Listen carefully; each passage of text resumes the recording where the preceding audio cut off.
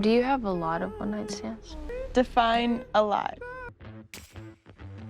Hard partying, drinking and drugs, betrayal and drama. Teens on screens big and small are having some wild times. But is the risque teen trope an accurate depiction of what teenage life is like now or ever? Or is it an adult's imagination of what kids today are up to? In girl world, all the fighting had to be sneaky. These depictions of out-of-control, risk-taking teens often fall into two categories. One type is almost aspirational, a glamorous dream of the sexy teenage life we wish we had. The other is a cautionary tale, often moralizing about how the younger generation have been corrupted and signal a world that's falling apart. When I was your age, I never chased a boy or called a boy or sat in a parked car with a boy. Across both, there's a few commonalities. These teens are reckless and all about experimenting with alcohol and mind-altering substances. On spring break, you get crazy. A little cocaine. They're having a lot of sex, with a shifting array of partners, sometimes in ways that seem strange or perverse to adults. I'm sick of sleeping with these insipid Manhattan debutantes. Nothing shocks them anymore. Adolescence is a time when our emotions fluctuate wildly, and drama often feels dialed up to 11. And in the risque teen story, non-stop intensity is the norm. You tried to play me for a fool, you backstabbing, duplicitous bitch! Overall, risque teens tend to act, look, and talk like mini adults, with glamorous appearances and supreme confidence. Get in, loser, we're going shopping. And the characters also seem to possess an adult-like level of independence and control over their time, with little interference from parents or authorities to put a damper on their risky behavior. This freedom might be because they're very rich and feel like they own the world. You're an awful person. Maybe. But I'm rich and I'm pretty, so it doesn't really matter. Or because they're very poor and their parents are too overwhelmed to be involved. Hey, Ma, I'm sure I can't get any money. If I had some, maybe, but right now I don't have a penny to my name. Here's our take on the risque teen trope and how it speaks to the way adults fear what shocking exploits the youths are really getting up to.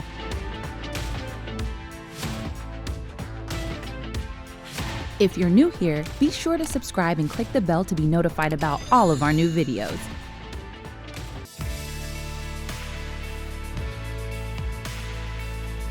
The teenage soap opera casts teens less as children and more as mini adults. Part of this feeling comes from the fact that often it's adult actors who are playing the teenage characters, something that was historically the result of casting directors circumventing child labor laws. And it's continued as the norm to this day for reasons ranging from avoiding the hassle of educating actors during filming to the extra physical appeal and professional reliability that 20-somethings offer. You will be going undercover as high school students. You are here simply because you look young. On top of this, the writing of the risque teen story also sometimes feels like it's aping the adult world, rather than attempting to accurately depict what it feels like to be a teenager. In Brick, this means a high school drama is remolded into a hard-boiled film noir detective story, complete with classic archetypes like the drug kingpin, the femme fatale, and the private investigator. Throwing at me if you want, hashhead. I got all 5 senses and I slept last night. That puts me 6 up on the lot of you. In Cruel Intentions, the scandal, blackmail, sex, and drugs from the movie's source material, 18th century French court drama Les Liaisons Dangereuses, play out through hyper-confident Manhattan rich kids. Let's try it again. Only this time, I'm gonna stick my tongue in your mouth. Mara Reinstein argues that Beverly Hills 90210 was the first small-screen entity to ever capture the attention of Generation X because it examined teens from the perspective of teens. But at the same time, its cast were clearly adults. Its popularity stemmed largely from their glamorous, sexy storylines, and its drama was founded on this adulting of teen life, with plotlines revolving around everything from hostage negotiations to drunk driving to countless romantic entanglements. Dylan, just because I need some time and a break doesn't mean that I still don't love you. To this day, we're still seeing plenty of glamorous mini adults on screen. I'm glad you came, Daddy. If only so you can see how a legitimate business is run. Shows like Riverdale, Euphoria, and Sex Education still star almost all 20-somethings who are very sexually active and doing a lot of partying, in spite of the fact that teens today are reportedly drinking, doing drugs, and having sex far less than previous generations did. On the other hand, Euphoria does feel more authentic to many young audiences because it seeks to get inside of a teenager's emotional state and mindset. Rue's intimate voiceovers and her struggles with mental health and substance addiction become vehicles for exploring today's teenage mental health crisis, which is one of the most rapidly growing threats to teen safety today. And then over time, that's all I wanted. those 2 seconds of nothingness. Similarly, sex education explores teen sexual activity in a far more insightful and nuanced way than its predecessors, looking at the emotional relationships that determine a healthy sex life, as well as questions of consent and identity. I think I'm bisexual. I feel like everyone hates me. It's kind of hard to like someone who doesn't like themselves. Examples like these still heighten the drama of teenage life and may feel like an aspirational or exciting escape from more boring reality. But there is an attempt to speak with more accuracy and relatability to what teens are feeling. I'm sure most people would say the world would be a better place without me. I don't disagree.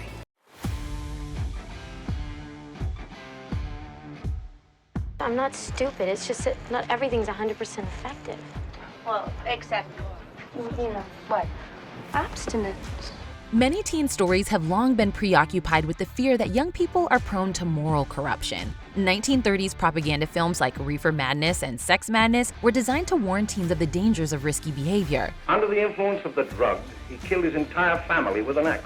They weren't taken particularly seriously, finding their audience on exploitation circuits, but that same fear of burgeoning independent youth can be seen in post-war films like Blackboard Jungle, The Delinquents, and Rebel Without a Cause. Other teen stories through the years have intentionally gone for extreme shock value. I love sex, girl. It's the best thing. There's nothing better. While Larry Clark's 1995 film Kids mostly presents its young characters' disturbing behavior without comment, it does contain some moralizing of its own through a plot about a young boy who's actively pursuing young virgins and infecting them with HIV. Catherine Hardwicke's 2003 film 13, co-written by a 14-year-old Nikki Reed, also alarmed people with its story of a meek honors student who becomes a thrill-chasing, gas-huffling rebel after a popular girl makes fun of her outfit.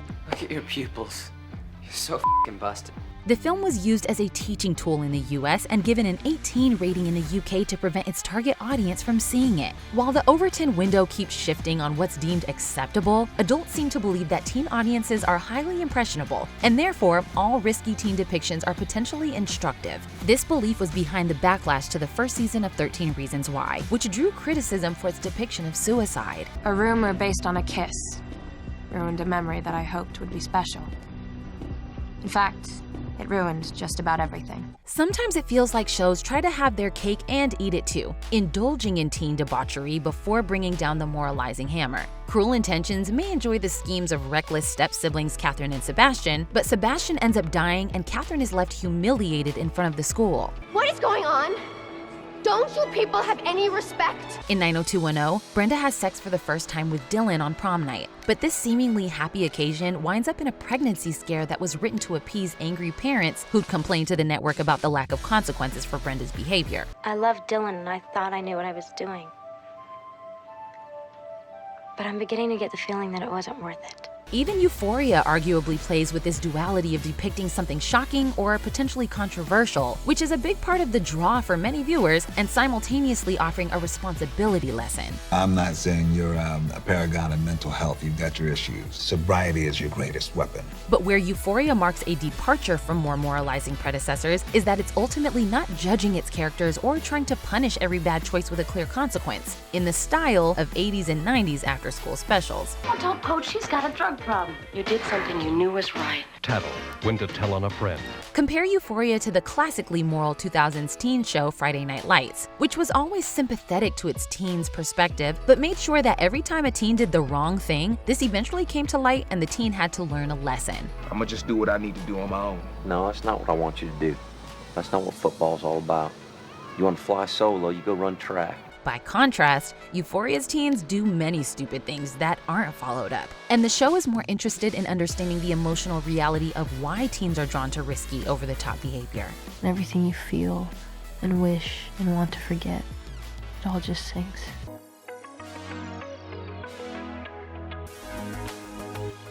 Risky behavior is undoubtedly a fact of the teen experience, but how can this be depicted in a more realistic and less judgmental or over-sensationalized way? For one thing, you can cast actors who are actually teens, something we see in examples like the show Heartstopper, some members of the reboots of Gossip Girl and 90210, and the film 8th Grade, whose middle school protagonist was played by Elsie Fisher in the summer after her own 8th grade school year. Hey guys, it's Kayla back with another video. Actual teens can deliver some of the most memorable memorable, compelling performances of what this period is like. Clueless, Twilight, and Bring It On all cast real teens as their female leads. 16 Candles starred an actually 16-year-old Molly Ringwald. In Mean Girls, Lindsay Lohan and Amanda Seyfried were teens. Rachel McAdams was in her 20s, but this adds to the way her character Regina appears impossibly glamorous to Lohan's Katie. More realistic teen portrayals also go further to undercut the uber-confident and glam risque teen trope in their writing and acting. They depict teens who are eager to find independence, but also scared of actually doing it. In 8th grade, Kayla posts motivational videos to her YouTube channel where she pretends to be a confident, outgoing teenager, but when put in any real social situations, she freezes up. I used to be really quiet too. Oh, that's what it is? He's a thinker? There's similar awkwardness in Dairy Girls or The In-Betweeners, where the fantasy of a risk-taking, exciting adolescence never quite materializes, and the reality is often embarrassing or excruciating. Get to the back of the queue, you four-eyed prick. Sorry, do you mind if I stand with my back to you? I just don't want them to think that you're with me. The distinction between these more authentic portrayals and soapier offerings comes down to what makes us vulnerable. In more realistic shows, vulnerability comes from the fact that characters are figuring out who they are. If you look up deadbeat dad in the dictionary, it'd be a picture of Leroy O'Neal. Can you miss him? No. As teen mental health becomes a bigger focus in our increasingly online modern age, that also becomes an important kind of vulnerability to be explored. Another aspect of realistic stories is challenging the assumption that adults are necessarily responsible, righteous, or even right. In Never, Rarely, Sometimes, Always, the risky behavior depicted isn't the underage sex that leads to Autumn getting pregnant. Instead, the risk stems from the many hurdles Autumn and her friend Skylar have to face to travel to New York so she can get an abortion. Can't you call and see if they'll take me now? By the time you get there, they're gonna be closed. I really can't wait until then. Criticism of the risque teen trope may be grounded in ideas of child safety, but here, the feeling is that on a wider social scale level, adult structures aren't always prioritizing these young people's health or safety.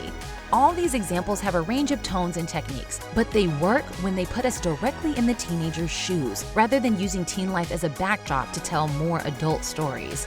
The human mind doesn't fully mature until around the age of 25. The teenage brain literally hasn't developed to the point where it can reliably manage risk. So of course teens engage in risky behavior. But in reality, when we're in the teenage point of view, everything feels risky. Whether it's trying drugs for the first time, asking someone out, or attending a pool party.